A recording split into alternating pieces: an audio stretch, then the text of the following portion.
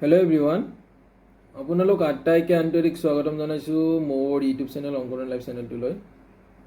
কি খবৰ আপোনালোকৰ? আই হোপ সকলোৱে ভালে কুশলে আছে নিশ্চয়।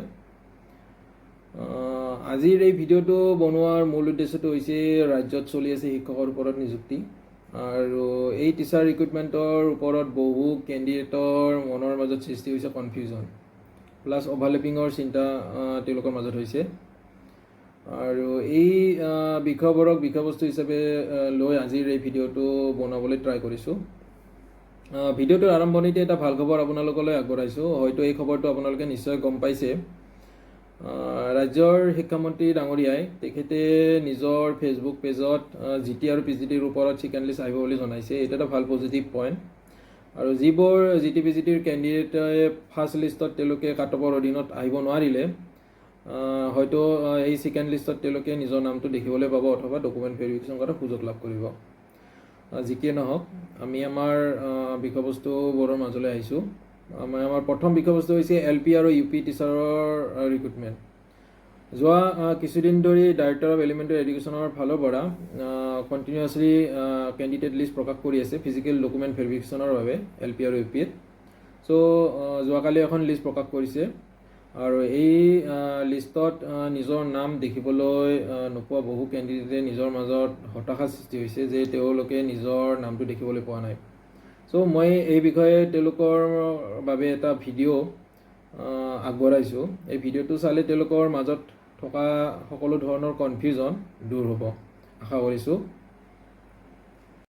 পোনপ্ৰথমে ডাইৰেক্টৰ অফ এলিমেণ্টাৰী এডুকেশ্যনৰ ৱেবছাইটৰ হোম পেজটোলৈ আহিছোঁ।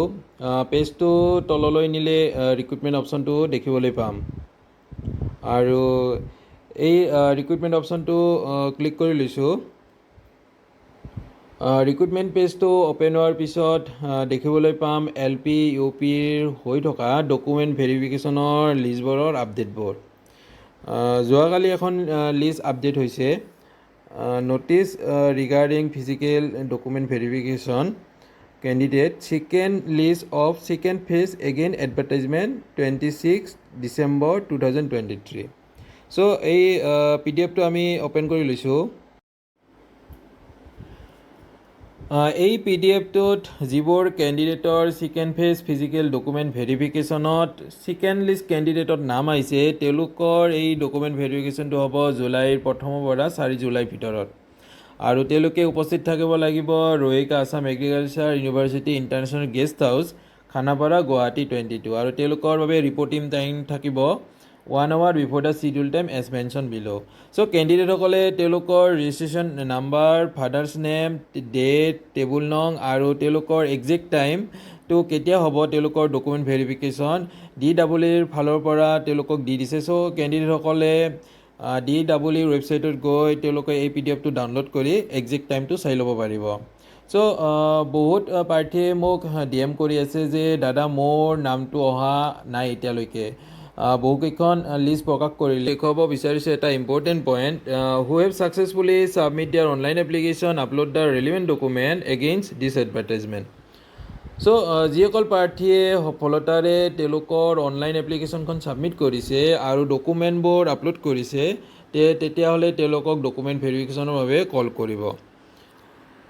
প্ৰাৰ্থীসকলে এইটো নিশ্চিত ৰখা উচিত যদি কেণ্ডিডেটসকলে কোনো ধৰণৰ অনলাইন এপ্লিকেশ্যন আবেদন কৰাৰ সময়ত কোনো ধৰণৰ ভুল হোৱা নাই, তেতিয়া যিবোৰ কেণ্ডিডেটৰ নাম যোৱা লিষ্টবোৰত অহা নাই, নেক্সট লিষ্টত তেওঁলোকৰ নামবোৰ আহিব। চ' নেক্সট আৰু এটা পইণ্ট আলোচনা কৰিব লৈছোঁ। Point number 5, the third list of the second phase of physical document verification will be start from 5 July 2025. The list will be published in the website dee.assam.gov.in due course of time. So document verification or নতুন list phase অনুযায়ী ডিৰ ফালৰ পৰা প্ৰকাশ কৰিব। চ' কেণ্ডিডেটসকলে এইটো নিশ্চিত ৰাখক তেওঁলোকৰ নামবোৰ নিশ্চয় আহিব। কেণ্ডিডেটবোৰক মই বাৰ কিয় কৈ আছোঁ যে আপোনালোকৰ নামবোৰ আহিবলগীয়া লিষ্টবোৰত নিশ্চয় আহিব, চিন্তা কৰিব নালাগে। এই যিবোৰ লিষ্ট ডাইৰেক্টৰ অফ এলিমেণ্টাৰী এডুকেশ্যনৰ ফালৰ পৰা প্ৰকাশ কৰি আছে, এই এডভাৰটাইজমেণ্টটো 26 ডিচেম্বৰ 2023 হয়।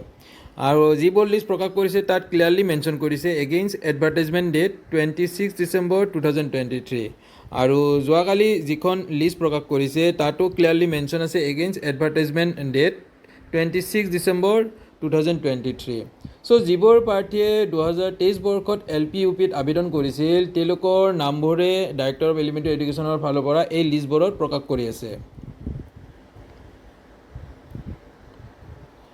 আৰু যিটো এডভাৰ্টাইজমেণ্ট 8 জানুৱাৰী 2025 বৰ্ষত আহিছিল তেওঁলোকৰ ডকুমেণ্ট ভেৰিফিকেশ্যনৰ বাবে যথাসময়ত লিষ্ট প্ৰকাশ কৰিব চ' 2025 বৰ্ষৰ যিটো এডভাৰ্টাইজমেণ্ট আছিল তাত LPUPৰ পোষ্ট আছিল 4,500 চ' 2023 বৰ্ষৰ পোষ্টটোৰ ডকুমেণ্ট ভেৰিফিকেশ্যন হৈ যোৱাৰ পিছত হয়তো 2025 বৰ্ষৰ এডভাৰ্টাইজমেণ্টটোৰ ওপৰৰ লিষ্টবোৰ প্ৰকাশ কৰিব ডাইৰেক্টৰ অফ এলিমেণ্টাৰী এডুকেশ্যনৰ ফালৰ পৰা চ' যিবোৰ কেণ্ডিডেটে 2025 বৰ্ষত LPUPত আবেদন কৰিছিল তেওঁলোকেও নিশ্চিত ৰাখক যে তেওঁলোকৰ নামবোৰো আহিব লগা লিষ্টবোৰত